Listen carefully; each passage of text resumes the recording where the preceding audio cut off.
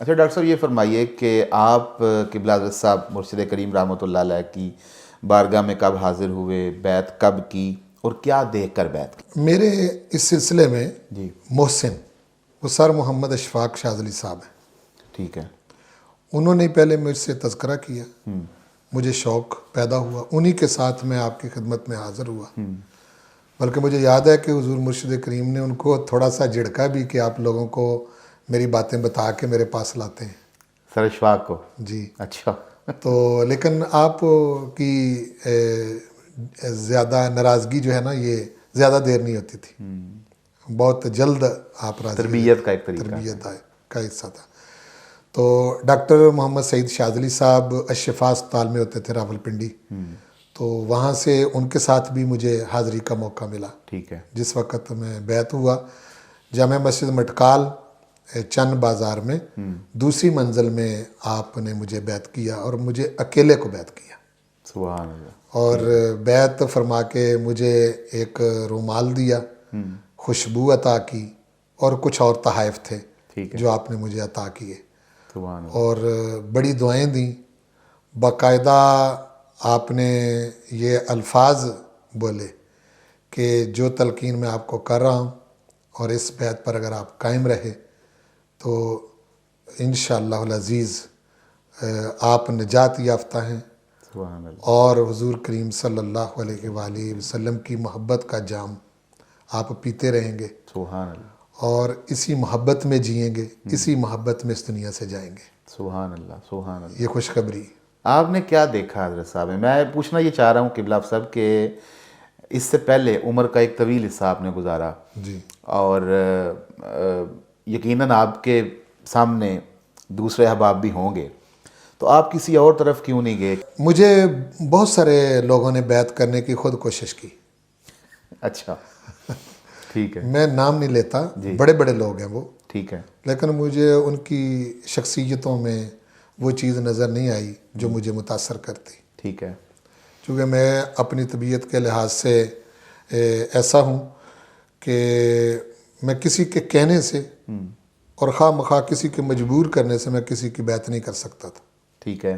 جی، تو آپ نے قبلہ میں کیا چیز دیکھی؟ میں نے قبلہ میں جو سب سے بڑی چیز دیکھی وہ ادب دیکھا، سبحان اللہ، ادب اپنے بڑوں کا، سبحان اللہ، ادب اپنے برابر والوں کا، صحیح، اور ادب آداب، اس کو میں ادب تو نہیں کہوں گا لیکن شفقت چھوٹوں پر، بے مثال شفقت۔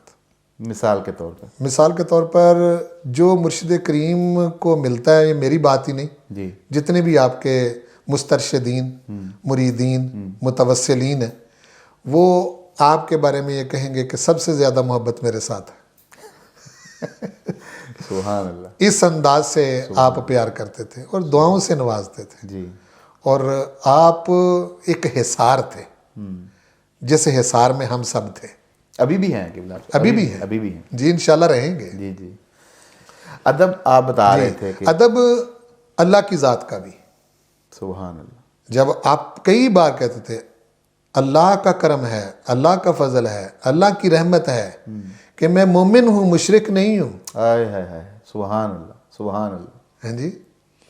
تو یہ اللہ کی ذات کو اس طرح سے ماننا، دوسری حضور کریم صلی اللہ علیہ وسلم کا ادب اور آپ کی نسبتوں کا ادب، سبحان اللہ، یعنی حضور کریم صلی اللہ علیہ وسلم کا اسم مبارک جب آپ کی زبان پر آ جاتا تو آپ کا چہرہ دید نہیں ہوتا تھا، بے شک، اشک بار ہو آپ کی کیفیت دید نہیں ہوتی تھی، سبحان، اور آپ ایسے لگتا تھا جیسے سر سے لے کے پاؤں تک پورے کے پورے حضور کریم صلی اللہ علیہ وسلم کی محبت میں رچ بس چکے، سبحان اللہ، سبحان اللہ، ہیں جی، اور آپ کی آنکھیں اشک بار ہوتی، اور بعض اوقات حضور سرور کونین صلی اللہ علیہ وسلم کے حوالے سے بات کرتے ہوئے آپ کا چہرہ سرخ ہو جاتا تھا، صحیح، اور وہ سرخی جلال والی نہیں ہوتی تھی، بلکہ وہ جس طرح خوشگواری ہوتی ہے سبحان اللہ، اس طرح سے آپ کے چہرے پر ہوتی تھی، جیسے کہتے ہیں چہرہ کھل اٹھنا، کھل اٹھا، سبحان اللہ، ہیں جی۔ سبحان اللہ، پھر حضور کریم صلی اللہ علیہ وسلم کی آل پاک کا ادب آپ کی ذات پر ختم تھا، حضور کے اصحاب کا ادب آپ کی ذات پر ختم تھا، آپ جب نام لیتے تھے کسی صحابی پاک کا جی یا کسی صحابیہ پاک کا جی، تو صحابی نہیں کہتے تھے، صحابی پاک کہتے تھے، صحابیہ نہیں کہتے تھے، صحابیہ پاک کہتے تھے. سبحان اللہ، سبحان اللہ. اور حضور کریم صلی اللہ علیہ وسلم کی لخت جگر، نور نظر، سیدہ بطول زہرا سلام اللہ. سلام اللہ علیہ، آپ کا جب اسم مبارک آتا تو آپ خود تو کبھی میں نے آپ کو نام لیتے نہیں دیکھا ادبن، لیکن آپ کی نظریں جھک جاتی اور آپ بیٹی پاک کہتے، حضور کریم صلی اللہ علیہ وسلم کی بیٹی پاک کہہ کے خطاب کرتے. ایسے ہی. تو اس طرح حسنین کریمین ہیں جی. ہاں جی. اور ام المومنین سیدہ عائشہ الصدیقہ سبحان اللہ. رضی اللہ عنہا، سیدنا ابو بکر صدیق، سیدنا عمر بن خطاب، سیدنا عثمان بن عفان، سیدنا حیدر کرار. سبحان اللہ. ہیں جی. آپ علوی بھی ہیں. جی جی جی. اور پھر آگے تابعین میں جب آپ نام لیتے ہاں جی. تو وہ بھی پورے آداب سے لیتے. جی پورے آداب سے.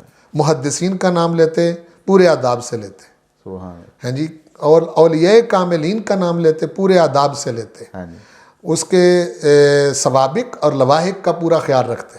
ہاں جی. برسبیل تذکرہ بھی نو ایسا نہیں ہے. یعنی بالکل جذبات کی رو میں بہ کے جوش خطابت میں ایسا کبھی بھی نہیں ہوا. سبحان اللہ. پورے آداب کے ساتھ نام لیتے اور پتہ چلتا کہ آپ کی عقیدت ہے ان سے.